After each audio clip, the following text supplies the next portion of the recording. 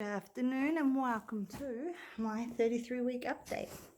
We've been doing some moving about. This is where I normally do my videos, over here on a double bed, but this is now a little nook for the kids sleeping.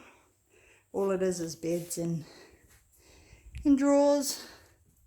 Ooh, that's all. Because this is, when we come into winter, this is going to be the main room in the house. It's going to be their sleeping room, and then I'm going to put up the curtain, and for the other half of the room, all this junk I need to sort out over here, but that's the fireplace that we're going to be using for our main source of heat. Oh, I'm out of breath. So yeah, all the kids' stuff's in here now. We just need better carpets for the floor, because this floor marks so easily. So before we can bring toys and stuff in there for it to be a lounge room as well, we need to get something to cover the ground. And then this was their room. I don't think I ever really showed it, but this was their room. It had one bunk on that wall and one set of bunks on that wall, and that mattress was under the bunks over the side. So now we have our bed in here, and also that one, because that's where I'll sleep with baby to start with, because I co-sleep and I don't like the idea of them rolling off the mattress and onto the floor. So that one's on the ground for me, and there's still a bed up here for Jason to not to be disturbed if need be. So yeah, I am 33 weeks. I don't know actually if I said 32 or 33 at the start of this video, but I'm 33 weeks. Anyway, I'm just gonna have a view of the hill up there, because Jason will be coming back soon. So I'll keep an eye out. I'm gonna read you the 33-week a blurb, and then we'll get into symptoms or gossip, whatever you want to call it. Okay, what's going on? You feel like there's not another thing that could be fitted inside you, not even a Mars bar. Well, maybe a Mars bar. Your navel is probably sticking out. Mine's been sticking out for weeks, probably months. All the baby really needs now is more surfactant to coat its lungs and some more fat. It has an excellent chance of survival if it comes out now. As well as blinking, the baby is starting to learn to focus its eyes on close things like its own extremities and the umbilical cord. Weight about 1.9 kgs, so we're at nearly 2 kgs. And this week, I want to see the picture. It's funny, it cracked me up, that one. I know it's backwards, but it says, how can you prepare for breastfeeding? A spot of tassel work, 12-12. Lol. I had a dream, not last night, night before. I dreamed that I was breastfeeding my 2-year-old, almost 3-year-old.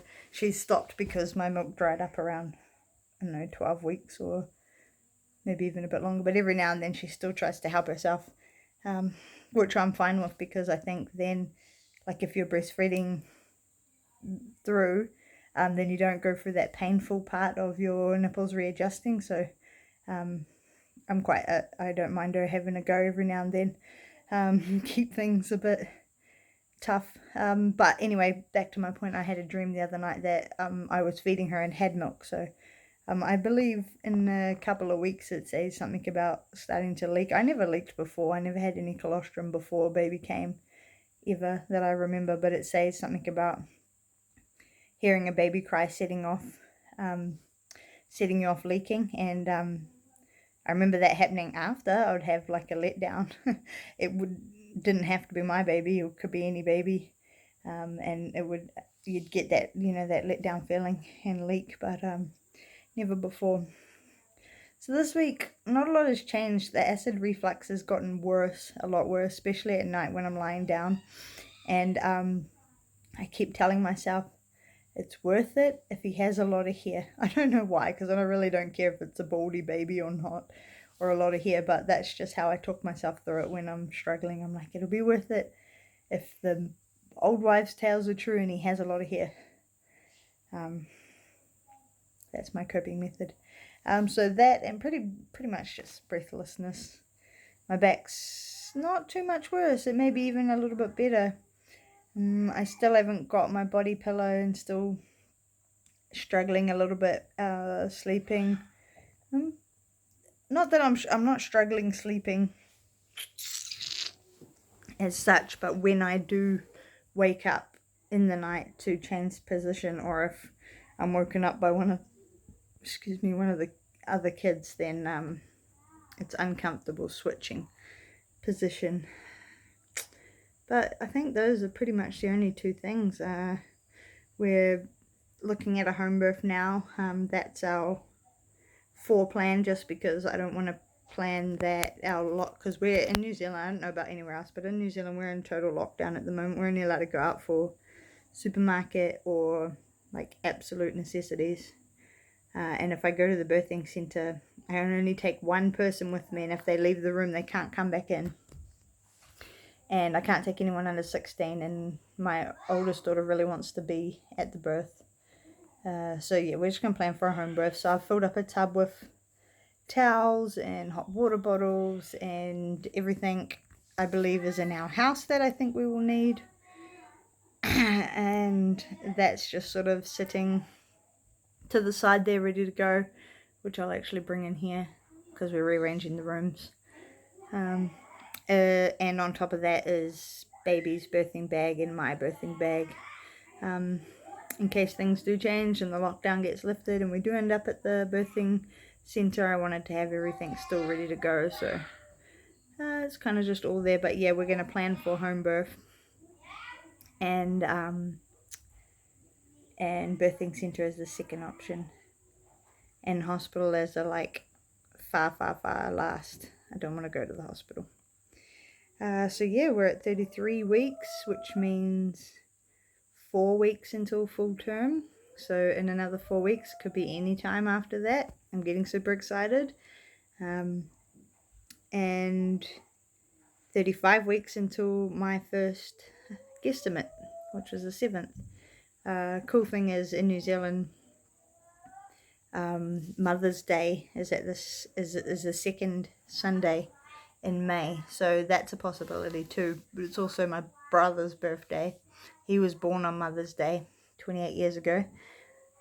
So because it changes every year, you know, obviously he's on the 10th, but the Mother's Day is always the second Sunday, so it's a different date each year. But this year it falls on the 10th, so if he was born on Mother's Day, he'd be born on the 10th this year, which would be Mother's Day and my brother's 28th birthday.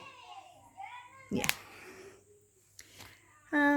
So yeah, that was my two guesstimates, 7th or the 10th. And yeah, we're just chugging away. I'm getting excited, looking forward. I'm pretty sure we have a first name picked out, middle name not so much yet. Don't really have anything else to report, I don't think. My body pillow, I'm still waiting on that, and I'm excited to get it. Apparently there's a bunch of clothes come from my cousin as well, so that'll be neat. They're very well off and have the best of everything, so I'm very thrifty, and like I said, I've only bought a handful of items new for any of the kids really, but the baby for sure. So it'll be nice to have some actual nice clothing. About all. My hunger, pretty average. I'm still hungry. Been liking at the moment hummus and crackers is my thing. So I've been making big batches of hummus and getting crackers when we're allowed to. At our supermarket there's been a limit to 2 items. 2 of an item, no more than 2 of each item. So but I believe that's been lifted, so we're going to go and do a shop in the next few days, and I'll stock up on crackers. I think that's about it. Sweet stuff's too sweet for me at the moment. I'm enjoying my savoury. So yeah, don't really have anything else to say. Hope everyone's doing well and keeping safe, and doing what they can in this time. And you'll hear from me again next week. Alright. See you later. Kia kaha. Love, aroha. Be strong, guys, and be safe. Bye.